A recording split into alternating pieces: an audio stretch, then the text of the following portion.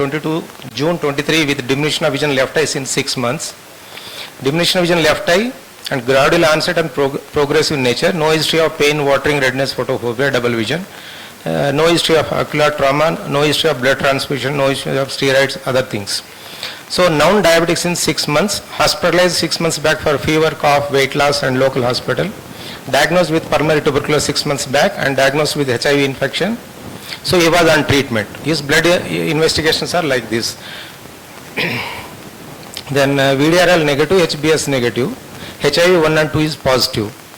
Other parameters are within normal limits. CD4 count is 120, CBNAT test is sputum positive. These are his investigation reports, X-ray and CBNAT test. So he was taking, these are the treatment like anti-TB and antiretroviral treatment.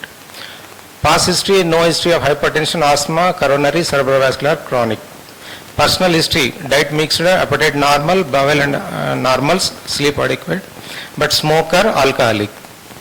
So moderately built and nourished, no pallor, no clubbing, no icterus, no sinus, only lymphadenopathy in left supracapital lymph nodes are enlarged, no pedal edema. Other vitals are normal. So right eye vision is 6/9 with refraction, left eye is errors, hand movement not improving. Coming to the anterior segment examination, right eye is almost normal. Left eye there is grade 2 RAPD. These are the glaucoma evaluation. There is a PTM changes are there in gonioscope. So glaucoma department diagnosed that there is both eyes post-inflammatory secondary angle closure with choroidal tuberculoma. Their diagnosis. So this is our fundus examination. Right eye is media clear. So there is two intense yellowish nodules at supratemporal arcade. Peripheral fundus is normal. Coming to the left eye, medium sized disc, 0.3 cup disc ratio, healthy neuroretinal rim, but there is a single large intense yellowish white elevated round choroidal lesion, well defined margins seen at macula with overlying subretinal hemorrhage. Periphery fundus is normal, there is no fresh lesions. These are the periphery of the case. This is the diagrammatic representation. So diagnosed right eye multiple choroidal tuberculosis at supratemporal arcade, left eye is a choroidal tuberculoma at macula with overlying subretinal hemorrhage. So these are my investigations. FFA done.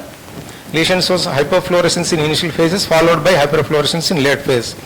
This is about right eye, this is about left eye. Left eye shows hypofluorescence in early phases followed by hyperfluorescence in late phases. Ring over the fair appearance also is seen. This is the B scan of right eye normal. This is the left eye. There is a solid elevated hyperdense echoic lesion from retina to choroid sclera complex protruding into the vitreous adjacent to the optic nerve head.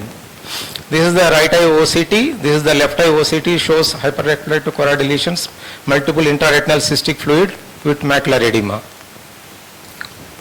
So CT orbit, there is no space occupying lesions in both the orbits. Coming to the treatment, he was almost nearer to the completion of that ATT. So when he visited my clinic, these are my findings. I was given methylprednisolone 1 gram for 7 days. Maybe I thought JR reaction, that is Jerick-Hexme reactions followed by oral steroids, and followed by that I have injected Avastin after 1 week along with ATT and ART. So treatment is received like this. Patient was discharged, tapering doses of oral steroids, second dose given at 4 weeks, third dose Avastin 8 weeks, fourth dose Avastin 12 weeks of presentations. So these are my right eye fundus, day 1, day 7, day 21. Day 7, after giving the steroids, almost there is resolving edema. Again at day 21, that edema is again appeared. Same things in left eye. Left eye, day 1 is pictured like this. Day 7 almost nearer to respond. Again day 21, the inflammation is raised. Mass lesion is also raised. Inflammation also raised. Size of the lesion also increased. These are the FFA, day 1, day 7, day 21, day 60. This is the suddenly, the dilemma is main at the 60th day, there is a new lesions are appear around the macula and superiotemporal, inferiotemporal areas, small like drusen's are appearance, and a lot of fluid is there. But I had dilemma whether I have to continue ATT, ART or anti-VEGF. Then I myself, I thought that I have to continue the same medicines. I didn't stop. So if patient is on ATT, ART and I given 4 doses of anti-VEGF every month. Luckily, these findings of FFA, day 1, 7, 21, day 60. So at day 60, there are so multiple lesions are there. So these are the pictures. Luckily, at a day after 120 days, right eye is almost scar formation is there. Left eye macula atrophic scar is there. Almost the lesion is resolved. Only thing is scar formation is there. So 2 weeks back, his CD4 count is 604, 608. His vision is a CF 2 meters.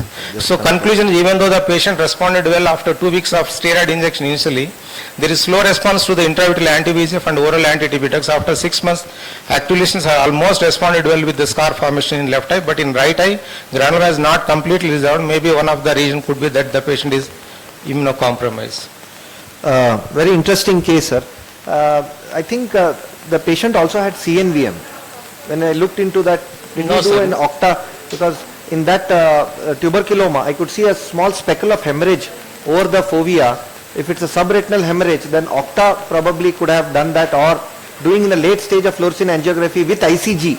Okay, sir. Okay. That could have given you, and because the CNVM complications are quite common. Okay. Especially with the tuberculomas, the But secondary. patient age is 40 years, sir, 45. Yeah, the secondary and CNVMs I'm talking about. Okay. The inflammatory CNVMs, the secondary CNVMs. Oh, that is okay. one point. The other point is the rifampicin is an enzyme inducer. So in Yes. most of these cases, what happens is we think that it is worsening, but it is probably because of the inducer of the rifampicin that the steroid is not acting. So in these cases, we might have to increase the dosage of the steroids. Okay. So that one thing always has to be kept in mind, because it looks very straightforward case of tuberculoma, along with I think the sarcoid was ruled out, right? Yes, sir. Sarcoid was ruled out, and the TB Toxoplasma. tests all were positive. So looking at this, when you make a diagnosis of tuberculoma, also has to be kept in mind about the enzyme inducing action of rifampicin. And the TB granuloma, they are very specific to have hemorrhage overlying it. So the best way to differentiate clinically, you can differentiate between the two, TB granuloma and sarcoid granuloma. You will find a hemorrhage overlying in a case of a TB granuloma, but you won't find hemorrhage overlying the granuloma in sarcoid type. So they are VEGF driven granulomas, TB granulomas. So anti-VEGF vacuzumab, that is why work. But the recently Machina et al, they have shown with the along with the moxifloxacin. Yes, So ma'am. they have tried that also. Literature Thank you.